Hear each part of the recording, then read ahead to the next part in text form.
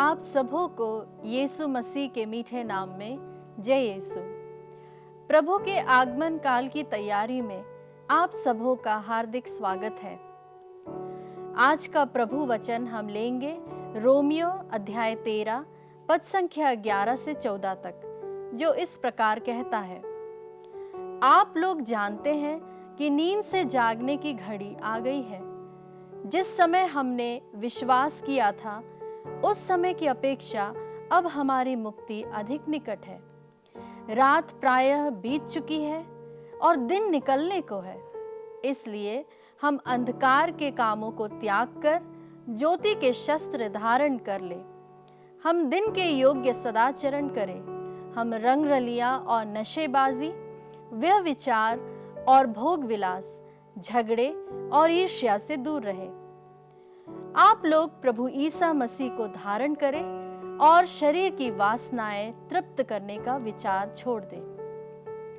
इस संक्षिप्त लेकिन अत्यंत प्रभावशाली रूप से संत पौलुस हमें बताते हैं कि यीशु में विश्वास करने वालों को सुबह के लोग या बाइबल की भाषा में ज्योति की संतान भी कहा गया है।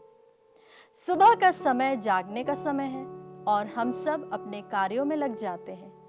ठीक उसी तरह से ये आगमन काल सुबह होने और रात खत्म होने की पुकार है। हम देखते हैं कि रात के अंधेरे में लोग गलत कामों को करने के लिए चुनते हैं ताकि उन्हें कोई देख ना सके। आज संत पौलुस हमें यीशु को सही रीति से स्वागत करने के लिए आह्वान करते हैं।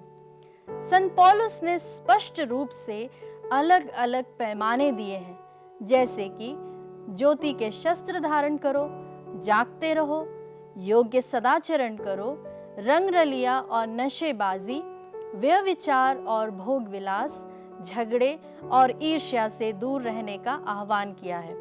प्यारे मित्रों, आप सोच रहे होंगे कि इतना सब कुछ एक साथ करना कैसे संभव है। आज मैं आपको इससे मिलता जुलता आत्मिक एक्शन प्लान बताना चाहती हूँ, इसलिए ध्यान से सुनिए। बाइबल हमें बताती है कि तुम जो बुरे होते हुए भी अपने बच्चों को अच्छी चीजें देना जानते हो, तो सोचो कि तुम्हारा स्वर्गीय पिता जो इतना अच्छा है, वह अपने बच्चों को अच्छी चीजें देना क्यों नहीं जानेगा। हमें मिलता नहीं क्योंकि हम मांगते नहीं। हम काना नगर की घटना को याद करें। जानते हैं वो दाखरस कैसे बना था? अंगूरों को पीसकर, मतलब इंसान की मेहनत से। लेकिन जब ये दाखरस खत्म हुई तब यीशु ने ये नहीं कहा कि अंगूर लेकर आओ, पर यीशु ने कहा पानी भरो। प्यारे मित्रों, वहां कितने घड़े थे? 6। और परमेश्वर ने हम मनुष्यों को कितने दिन में बनाया? वो घड़े हम मानवों का प्रतीक है। इस घटना के द्वारा हम देख सकते हैं कि जहां ह्यूमन एफर्ट्स खत्म हुआ, जहां मनुष्यों द्वारा बनाई गई अंगूरी खत्म हुई, वहां स्वयं यीशु ने दाखरस बनाई। मतलब जब मानवीय कोशिशें खत्म हुई तब ईश्वर ने अपना कार्य शुरू किया। हम कई बार अपने जीवन या दूसरों के जीवन से सीखते हैं कि हम जब सुबह उठते हैं तब अपनी सोच और समझ के अनुसार कई सारे प्लान्स करते हैं। हम ऐसा करेंगे, हम ये नहीं करेंगे, हम वो करेंगे। कई सारे रेजोल्यूशंस भी लेते हैं। इसे कहते हैं मानवीय दाखरस बनाना।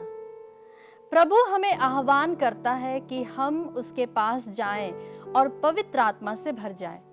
तब हम विपरीत परिस्थितियों के बावजूद उसकी संतान बने रहेंगे। हम दुखों के बीच भी आनंदित रहेंगे। ये वो समय नहीं जब हम मानवीय एफर्ट्स पर निर्भर रहे, पर ये वो समय है जब हम अपना जीवन ईश्वर को समर्पित करना सीखें। मैं आपको एक संत का उदाहरण देना चाहती हूँ। वह संत रोज प्रार्थना में अपने प्रायश्चित के लिए जाकर अपने शरीर को उत्पीड़ित करता था। वह अपने आत्मिक गुरु के पास एक दिन गया और उनके पास जाकर कहता है, गुरु, मैं जो प्रचार करता हूँ उसके अनुरूप मैं अपना जीवन नहीं बिताता, मैं क्या करूं? और वो फूट फूट कर रोने लगता है। इस पर जानते हैं प्यारे विश्वासियों, उसके आत्मिक पिता ने उससे क्या कहा? बेटे, तू कोशिश करना छोड़ दे और समर्पण करना सीख। प्रभु हमसे भी यही चाहते हैं कि हम उसके पास जाएं और उसे अपनी दशा बताएं।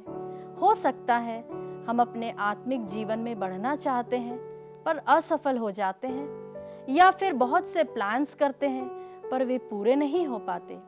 आइए हम इस दूसरे दिन में प्रभु को समर्पण करना सीखें।